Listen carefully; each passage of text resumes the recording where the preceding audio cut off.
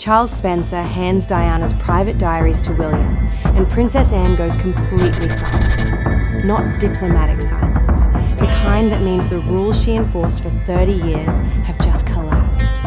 Then, on the day those diaries changed hands, the palace's carefully constructed version of Diana's story died with them. Spencer delivered Diana's eulogy to 2.5 billion people in 1997, a direct accusation aimed at the royal family. He has since admitted that original eulogy was very different, meaning he held even more explosive material back. This escalation is deliberate, and now it has reached its destination. It was 1996, and Diana was writing in private, in the final suffocating months of a marriage that had already publicly destroyed her, recording every wound with the precision of someone who knew history would eventually demand the receipts. Diana was not a passive subject of royal mythology. She was a meticulous, disciplined private writer. Her words were weapons she chose not to fire yet. The recorded conversations that leaked during her lifetime already proved she felt hunted, isolated, and deliberately stripped of her role. The Panorama interview in 1995 drew 23 million viewers in the United Kingdom alone, but that was the curated version. Private diaries are something else entirely. Unfiltered, written in real time, during the worst years of her marriage and the final, increasingly desperate years of her life. No editor, no advisor, no calculation about public perception.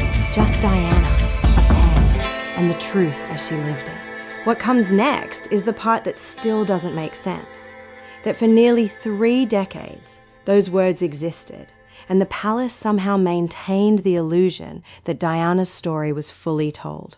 The palace's greatest fear has always been a document that names, records, dates, and systematically dismantles the myths they built around her departure from royal life. Not a journalist's account, not a biographer's reconstruction.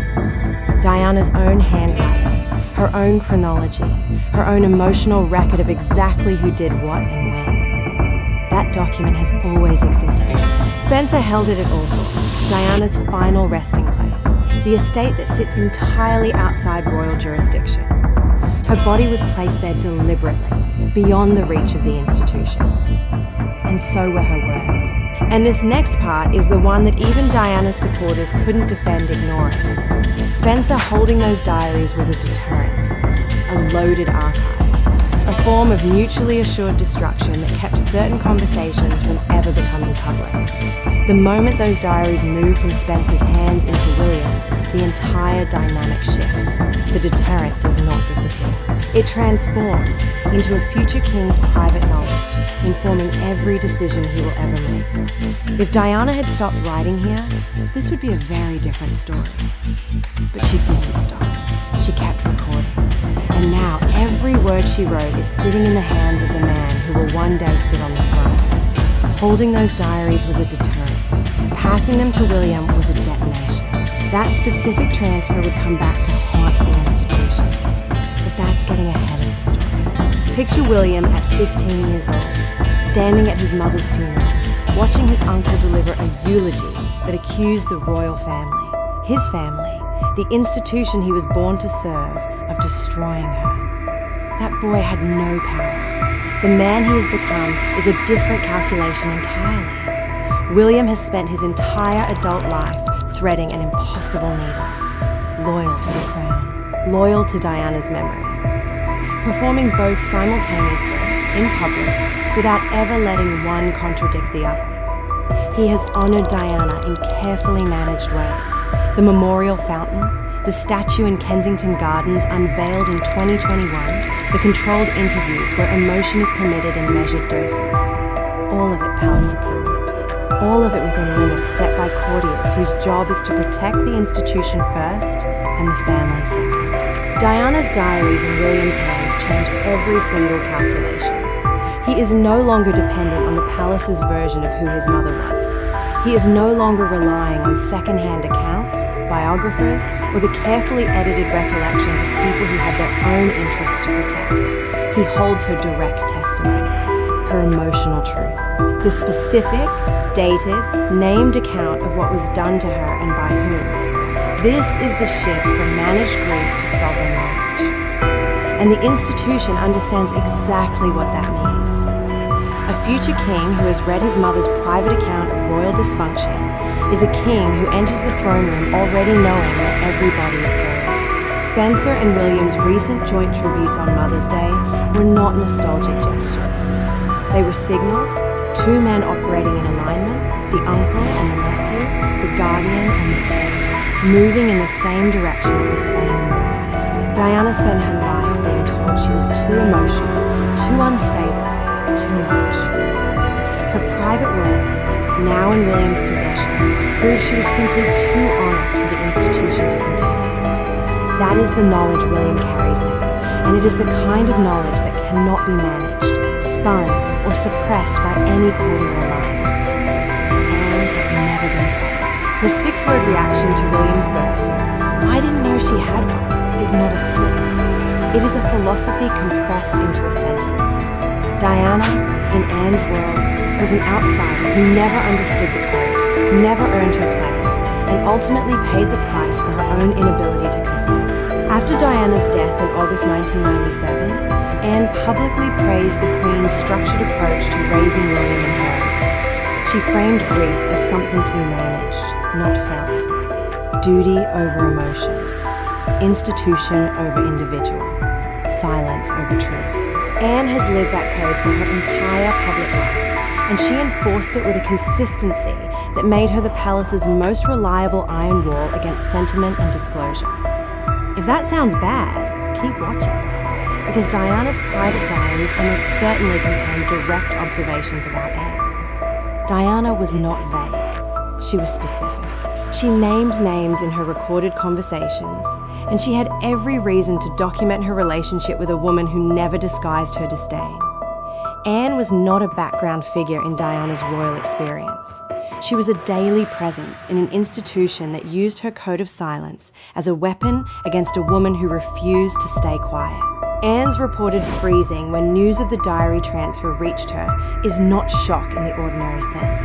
It is the recognition of a specific, irreversible loss of power. For 30 years, the old royal code held. Emotion was managed. Memory was curated. Diana's story was told in controlled doses by people who had every incentive to protect the institution's version of events. That code depended on Diana's private words staying private.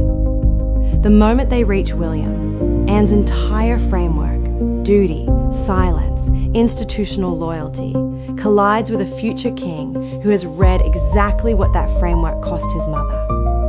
The enforcer has met her match. And the match is Diana herself, writing from beyond 1997 in her own hand. There is a reason this is happening now, and not 5 years ago, not 10. The timing is not accidental. It never is with Spencer. Charles III's health struggles have created a succession dynamic that is accelerating faster than the palace anticipated. William's authority is rising. His independence from traditional courtier management is increasingly visible. The gap between Charles's diminishing public capacity and William's growing institutional weight creates a window, a specific, narrow window in which the transfer of Diana's legacy from Spencer to William carries maximum strategic force.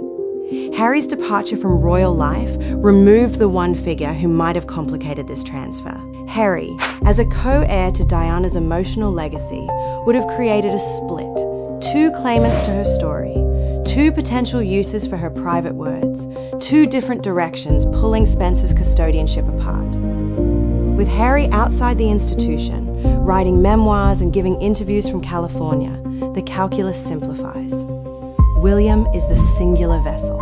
Spencer's choice becomes clean. The 2024 to 2025 period marks nearly 30 years since Diana's death in August 1997. 30 years is not just a round number. It is a psychological threshold, the point at which living memory begins its transition into historical record. Spencer understands this. He is not reacting to the calendar. He is shaping it. His recent public statements about the original eulogy being very different were were a signal, a deliberate escalation in a long-running strategy of timed disclosure. That specific revelation about the eulogy was a warning sign. The palace ignored it. Spencer is not a grieving brother, releasing memories in moments of sentiment. He is an archivist, a strategist, and a man who has been waiting for precisely this configuration of power before making his most significant move. Imagine a document that begins in the early 1990s and ends somewhere in the summer of 1997. Written in private. Never intended for publication. Never filtered through a press secretary or a palace advisor. Just Diana, recording her life as she actually experienced it. Diana's known recorded words already described feeling hunted. In the Panorama interview, watched by 23 million people in the UK, she spoke about a campaign to undermine her. In private recordings made with her voice coach Peter Setlin, she went further, describing her emotional state with a rawness that even Panorama did not capture. Those recordings already caused institutional shockwaves when they surfaced. Private Diaries would go deeper still, unmediated, written in real time during the final years of her marriage and the years that followed, when she was navigating life outside the palace while still trapped within its orbit. The diaries could contain specific references to royals, advisors, and palace officials who shaped her isolation. Not impressions, not feelings, named individuals, dated interactions, the specific mechanics of how her exclusion was engineered and by whom. And no, I'm not making that up. Diana was precise. Her recorded conversations prove she had a journalist's instinct for specificity. Her diaries would reflect that same precision. Her observations on William and Harry's upbringing, the tug of war between her world and the palace's world, would be among the most significant passages. She fought for access to her sons. She fought for the right to raise them with emotional intelligence rather than institutional distance. Every battle in that fight is potentially documented. And then there are the final months.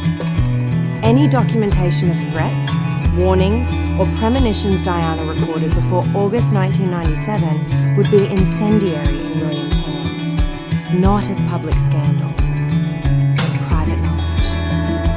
The kind that shapes a king. Everything the palace had built around Diana's manageable, commemorated memory was about to work against them. The palace has issued no official denial. None.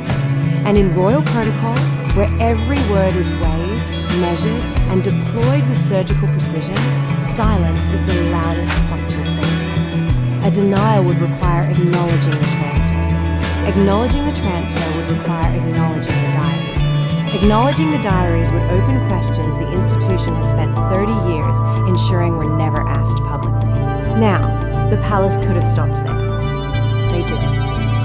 Courtiers managing Charles III's public image are acutely aware that William now operates with increasing independence, scheduling his own engagements, shaping his own public narrative, making decisions that do not always reflect palace-approved messaging. The diaries, if they inform William's private understanding of the institution's history, make that independence permanent. You cannot unknow what you have read in your mother's handwriting. Camilla's position is particularly exposed. Diana's private words about her rival would carry weight that no public statement, no official title, no coronation ceremony can neutralize. Camilla became Queen Consort in May 2023. But Diana's private account of what Camilla's presence meant during the worst years of her marriage is now sitting in William's possession. That is not a comfortable position for anyone in the palace's current inner circle. The palace has always controlled Diana's narrative through selective commemoration, the approved statue, the approved anniversary tributes, the approved documentary access. That control depended on the most intimate layer of Diana's truth remaining out of reach. That layer has now moved. Anne's reported freezing is not one woman's personal reaction. It is the human face of an institutional panic that runs from the household staff all the way to the top of the royal hierarchy. The silence from the palace is deafening, and it is telling you everything. Spencer had a choice. He has always had a choice. And the choice he made tells you everything about his strategy and his belief in what Diana's legacy is actually for. Harry's public break with the institution, the Oprah interview in March 2021, watched by 17 million people in the United States alone. The memoir Spare, published in January 2023, made him a specific kind of figure. Brave, perhaps. Honest, certainly. But also unpredictable. Anything Harry holds becomes potential memoir material. Anything he touches becomes part of a public narrative that he controls through external channels from outside the institution, aimed at the institution's destruction rather than its reform. William, as future king, can use Diana's truth from an entirely different position, from within, from the throne itself. The power of Diana's private words does not come from their publication. It comes from their influence on the man who will make decisions about what the British monarchy looks like for the next 50 years. Spencer understands this distinction with absolute clarity. Spencer's choice signals something. He believes the monarchy can be reformed from inside. He believes William is the instrument of that reform. He is not handing Diana's words to a man who will burn the institution down. He is handing them to a man who will rebuild it in his mother's image, quietly, from the inside, over decades. This is Diana's long game finally playing out. Her brother and her son, aligned across nearly 30 years of grief and strategy, holding the palace accountable in the most powerful way imaginable, not through public exposure, but through private knowledge that shapes every decision a future king will ever make. Spencer chose the throne over them, and that choice is Diana's greatest victory. There's a reason this story is still talked about today, nearly 30 years after Diana's death, because it was never finished. The chapter that began in Paris in August 1997 did not end with a king. It is ending now, in William's hands, in Diana's own words. That was just the story the public knew. Behind the scenes, William had been quietly repositioned, more direct in his public statements, less managed in his appearances, increasingly willing to operate outside the traditional palace code script. That shift may already reflect his new private knowledge. The diaries could inform every structural decision William made. What he keep? What he dismantled? Who he trusts? Which advisors he elevates and which he silences?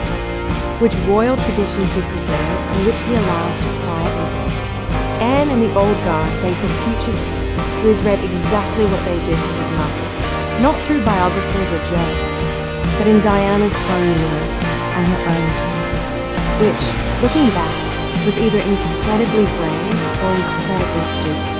Spencer's decision to place that archive in William's hands rather than in a publisher's hands. Brave, because it trusts a future king to do what no public scandal ever could. And everything about William's recent trajectory suggests he has no intention of doing that. Diana's private words may ultimately do more to reform the British monarchy than any public scandal, any tell-all interview, or any parliamentary inquiry ever could. The palace feared her voice when she was alone. They should have feared her pen even more. William now holds. The next chapter is his to write. Anne faces a future king shaped by the woman she dismissed. Truth written in private always finds the light. Subscribe so you never miss the next chapter.